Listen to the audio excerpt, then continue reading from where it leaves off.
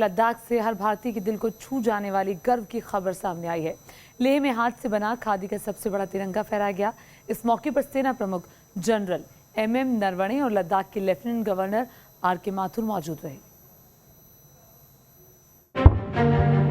ये तिरंगा खादी से बना सबसे विशाल ध्वज है। इसकी लंबाई पुष्प वर्षा द्वारा हमारे राष्ट्रध्वज को सलामी दे रहा है। लेह में लहराया सबसे बड़ा तिरंगा। राष्ट्रपिता बापू को नमन करने का ये खास अंदाज है। LAC के पास देश की आन बान शान। गांधी जयंती के मौके पर हिंदुस्तान को मिली सौगात। लेह की चोटियों पर 1400 किलो का तिरंगा। देख लो दुश्मन ये तिरंगा ध्यान से।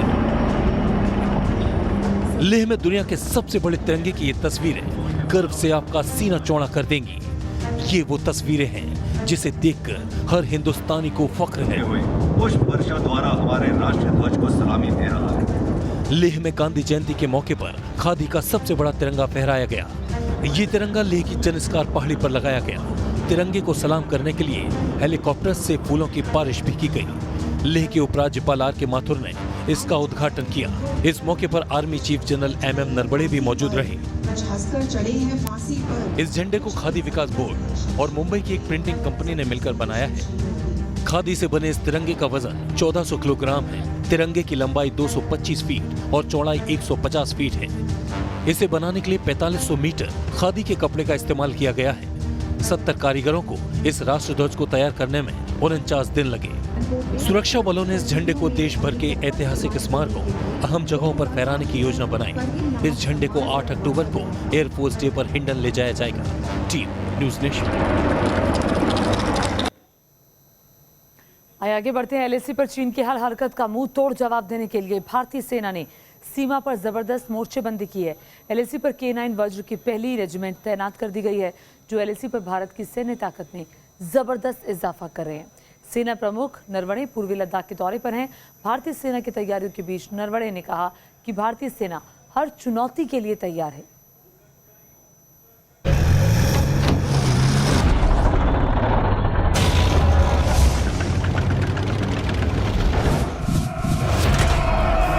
LAC पर चीन की साजिशों का मुंहतोड़ जवाब देने के लिए भारतीय जाबाजों की भुजाएं फड़क रही हैं।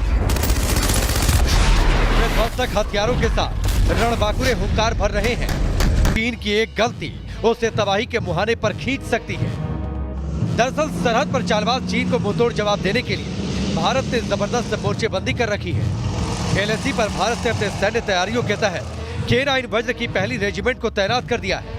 K9 वज्र की तैनाती पूर्वी लद्दाख के फॉरवर्ड एरिया में की गई है। K9 वज्र तोप की तैनाती ऐसे वक्त में की गई है जब LAC से सटे इलाकों में चीनी सेना जमकर ड्रोन का इस्तेमाल कर रही है। यही नहीं, चीन की सेना भारत को बातचीत में उलझाकर लद्दाख से लेकर अरुणाचल प्रदेश तक 10 नए हवाई ठिकाने बना चुकी है।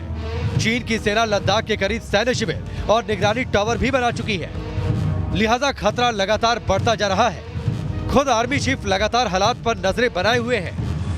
आर्मी चीफ जनरल नरवणे ने पूर्वी लद्दाख के चुशुल सेक्टर में रेजांगला युद्ध स्मारक का दौरा किया और राष्ट्र के लिए अपने प्राणों की आहुति देने वाले वीरों को श्रद्धांजलि दी और साथ में चीन को चेतावनी देते हुए कहा कि भारत दुश्मन की किसी भी चुनौती का मुंहतोड़ जवाब देने के लिए पूरी तरह तैयार है।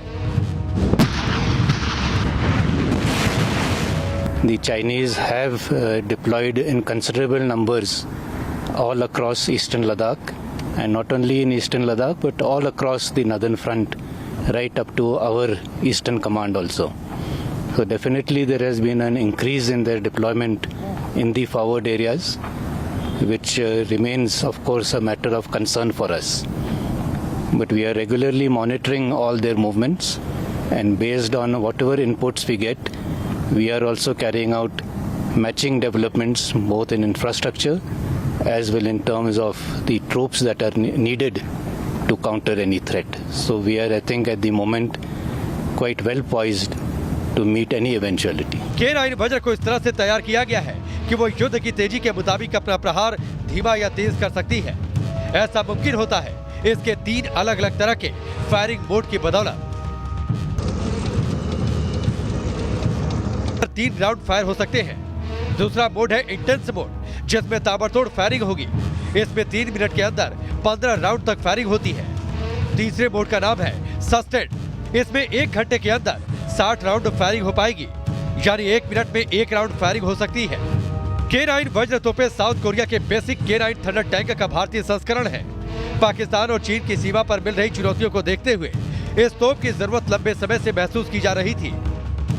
भारतीय कंपनी लार्सन एंड टुब्रो यानी L&T ने दक्षिण कोरियाई कंपनी हार्मा डिफेंस के साथ मिलकर इस तोप पर रिसर्च किया और फिर इसे भारतीय जरूरतों के मुताबिक ढाला गया। मेक इन इंडिया के तहत K9 वज्र का निर्माण भारत में ही किया जा रहा है। फिलहाल भारतीय सेना ने LAC पर K9 वज्र के अलावा मॉडर्न वेपन्स की भी तैनाती कर रखी है। संकेत साफ है कि इस बार अगर चीन ने कोई भी हिमाकत की तो उसे मुंहतोड़ जवाब देने में मिनटों का भी वक्त नहीं लगेगा। Team news nation.